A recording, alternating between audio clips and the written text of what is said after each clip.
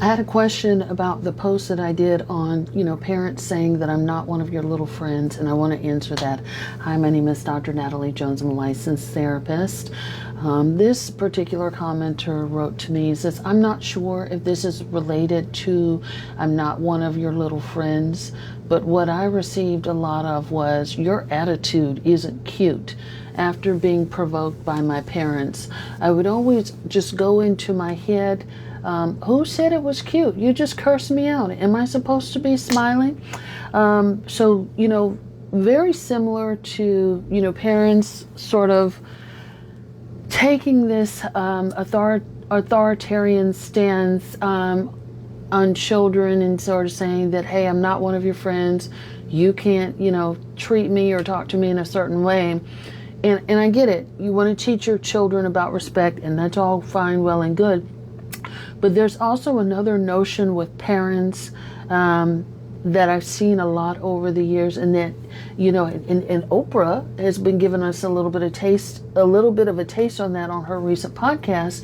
And that is this notion that you ain't supposed to be angry. You're supposed to do what I tell you to do, and you're not supposed to feel any way about it. If you feel a way about it, you better keep it to yourself.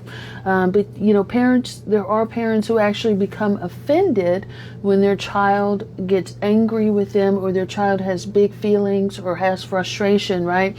And I'm sure if you grew up in a household where spanking and physical discipline took place, corporal punishment took place, is I'll give you something to cry about. Don't be huffing and puffing. Don't get mad with me. I'll give you something to cry about. Those sorts of things. Or like this commenter says here, where parents would say things to upset you, to provoke you, and then they get mad with you when you feel a way about it.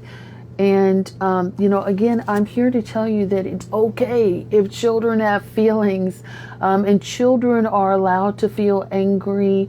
Children should be allowed to express anger and frustration towards their parents. And they're not soldiers. They're not just supposed to take anger, take discipline, and not feel a way about it.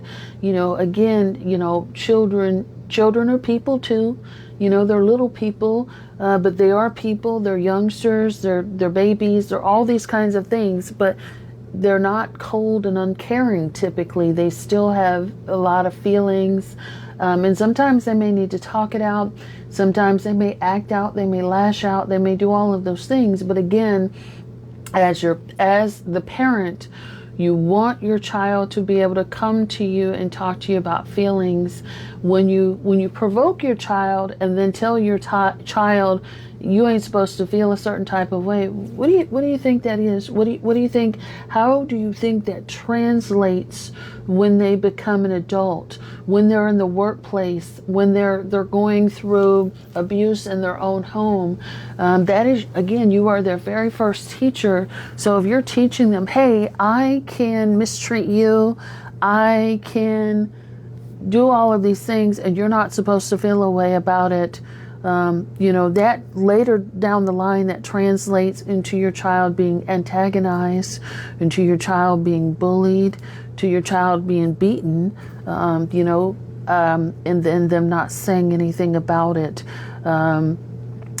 Children are, you want to encourage your child to have autonomy over their mind and their bodies, and also not just to have the autonomy, but to come to you and tell you about it. Like if their feelings are big, if their feelings are upset, if you upset them, if you hurt them, you want to create a space where, hey, let's respect each other, and you come to me and you talk to me, even if mommy wasn't even if you feel like mommy didn't treat you well, it's okay for you to come and talk to me. And if mom's not ready to receive that right now, you could tell your child that, hey, I'm not in a place to receive this right now. So why don't we just take a little bit of a break, and we'll come back and have this conversation. I want to hear what you got to say, but let me just come back and we'll be able to have this conversation, because it's also normal for you to feel stressed out as a parent. It's also normal to make mistakes as a parent. But what's not okay is for you to take that anger, that aggression, and that frustration out on your children. So if you need that space, if you need to regroup yourself, your day was long, you know, hey, why don't we come back and discuss it? You know, I have some time, you know, when I'm cooking dinner, let's have a conversation then, you know, and just let your child know that you hear it, you want to receive it, but maybe now's not a good time. But, you know, never antagonize your child for having feelings.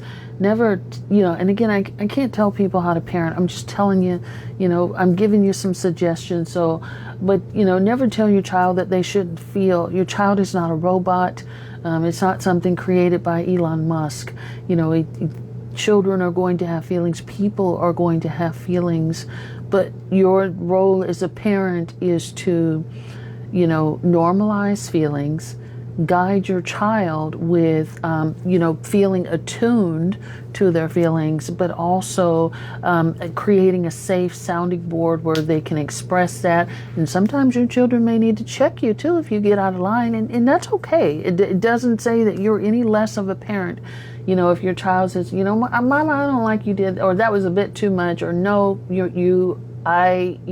I'm scared of you, you know, or whatever. Dad, I don't like that. Dad, I'm afraid of you. Dad, you're speaking to, you know, you want to create that environment where your child can come to you and express themselves freely.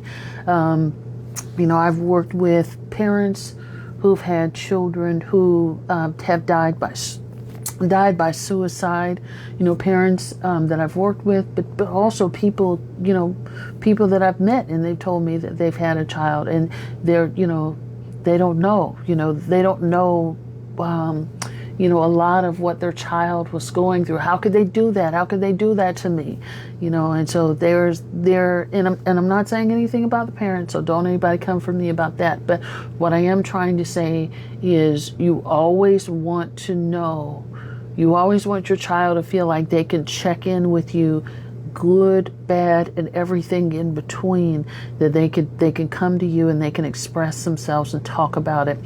Again, children have enough adversity out in the world. You don't want to be public enemy number one at home. And again, that starts with mental and emotional and psychological health.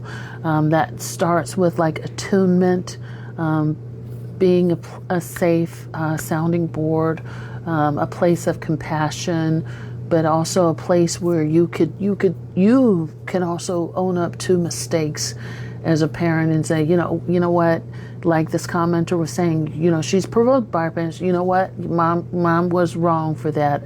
Mom was wrong for that. I wasn't.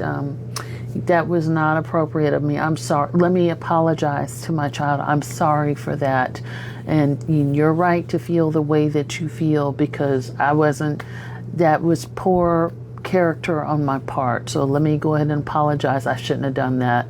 And have a conversation on a child's level based on where they're at in their development. But it's okay to apologize. It's okay for children to have big feelings. It's not okay to provoke and antagonize your child and then punish them for reacting how a normal person would react.